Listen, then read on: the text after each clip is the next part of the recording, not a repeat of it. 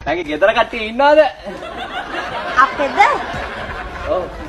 අම්මා කොලේ ගිහිල්ලා තාත්තා හිරේ ගිහිල්ලා. කියන්නේ අවුලක් නැහැ නේ එන්න හොරන්නේ නේ. ඉන්නේ.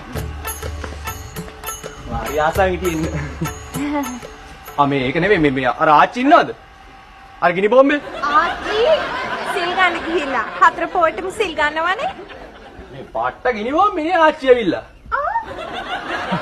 මේක නෙවෙයි. එදා මොකද්ද මට වාගේ නම කියලා කිව්වේ? මගේද? ඔව්. පවන්සලා යන්තම් පලාන. මොකද? පවන්සලා යන්තම් පලාන. ලස්සන නම. මේ උනත් දන්නේ දාන්නේ නැතුන් ලීද දාලා තියෙන මේකට. නෑ ගස් ලැබු.